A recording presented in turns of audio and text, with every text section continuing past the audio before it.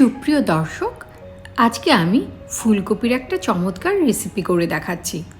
আমি এখানে একটি ফুলকপি নিয়েছি, ভালো করে একটু ধুয়ে নিয়েছি। এই ফুলকপিটা আমি গ্রেট করব। আমি একটা গ্রেটার ইউজ করব।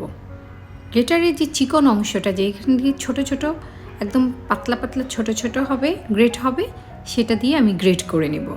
আপনারা চাইলে ছোটো ছোটো পিস করে তারপর গ্রেট করে নিতে পারেন। আমি গ্রেট করে নিয়েছি।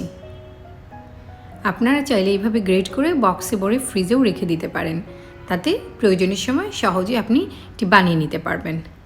একটি মিক্সিং বলে গ্রেটেড কলিফ্লাওয়ার নিয়ে নিচ্ছি। আমি এখানে চালের গুঁড়ো ব্যবহার করব। 1 কাপ চালের গুঁড়ো নিয়ে নিলাম। আটা ব্যবহার করব 1/4 কাপ, তাতে বাইন্ডিংয়ের জন্য ভালো হবে। আমি ঝাল অনুসারে 3টা কাঁচামরিচ দিয়ে দিয়েছি, আপনারা চাইলে বাড়িয়ে কমিয়ে নিতে পারেন। 1/2 চা চামচ হলুদ গুঁড়া এবং লবণ স্বাদ মতো দিয়ে দিয়েছি। এবার আমি একটু মিক্সিংয়ের জন্য আমি ডিম দিয়ে দিচ্ছি। ডিমটা এখানে ভালো বাইন্ডিংয়ের কাজ করবে। আপনারা চাইলে ডিমটা বাদ দিলেও পারবেন। এবার আমি ভালো করে মাখিয়ে নিচ্ছি।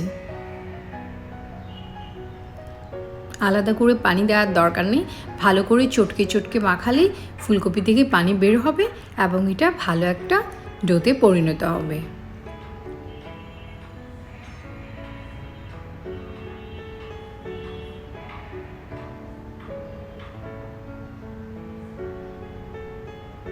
এভাবে কিছুক্ষণ মাখালেই চমৎকার একটা ডো হয়ে গেছে।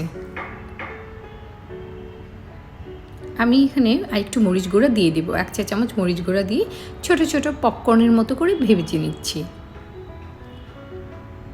আমি 2টা নিয়ে চেক করে নিচ্ছি লবণ ঠিক আছে কিনা। হ্যাঁ, ঝাল লবণ সবই ঠিক আছে। এবার আমি ওগুলো বানিয়ে নিচ্ছি। চুলার আঁচটা মাঝারি থাকবে, তাতে ভেতর থেকে হয়ে সুন্দর ক্রিস্পি হবে। একই হাঁড়িতে একই সময়ে আপনি অনেকগুলো দিতে পারবেন, তাতে অনেকগুলো পপকর্ন একসাথেই হয়ে যাবে। ছোট ছোট আকৃতিতে দিবেন, এটা দেখতে পপকর্নের মতোই লাগবে এবং খেতে খুব ভালো লাগবে। আমি একটু নেড়ে চেড়ে ভেজে দিচ্ছি।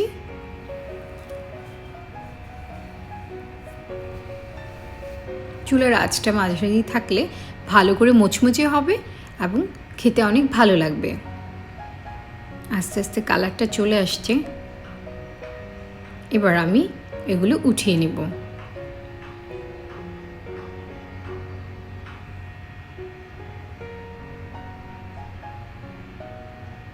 আমি আরেকটু নেড়ে চেড়ে ভেজে নিচ্ছি। একটি ছাঁকনির সাহায্যে তুলে নিচ্ছি, তাতে করে এক্সট্রা তেলটা ঝরে যাবে।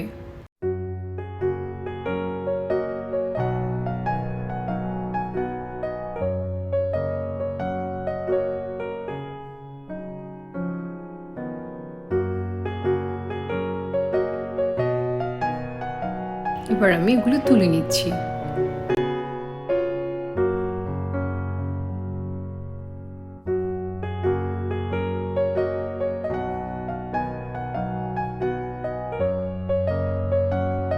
এটা খুবই সুস্বাদু একটা স্ন্যাক্স, যা আপনারা বানালেই বুঝতে পারবেন, এবং স্বাস্থ্যকর একটি স্ন্যাক্স। আমি বাকিগুলো ওইভাবেই দিয়ে দিচ্ছি। যেহেতু এটা ডিম আছে, সেজন্য একটু ফোম হয়ে যাচ্ছে। আপনারা নেড়ে চেড়ে এভাবে ভেজে নেবেন।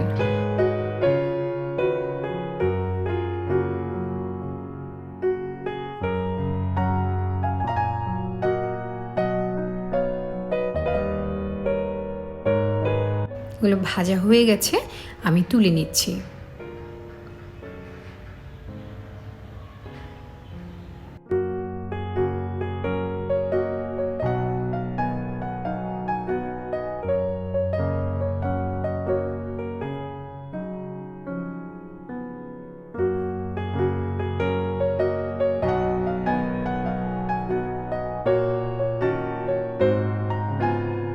এবার আমি সার্ভ করে দেখাবো।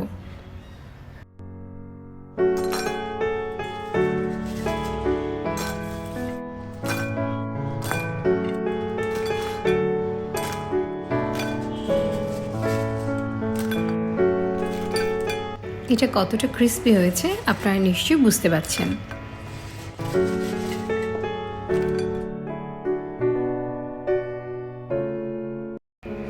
আমার আজকের রেসিপি যদি আপনাদের ভালো লাগে, আপনাদের উপকারে আসে, আমার চ্যানেলটা সাবস্ক্রাইব করবেন আশা করি। লাইক, শেয়ার, কমেন্ট করে আমাকে সাপোর্ট করবেন। আর হ্যাঁ, পাশে থাকা বেল আইকনটা বাজিয়ে দিবেন, তাতে করে ভিডিওগুলো সবার আগেই আপনি পেয়ে যাবেন। খাবেন যখন ভালোটাই খান। রান্না হোক আয়ের মাধ্যম। আল্লাহ হাফেজ।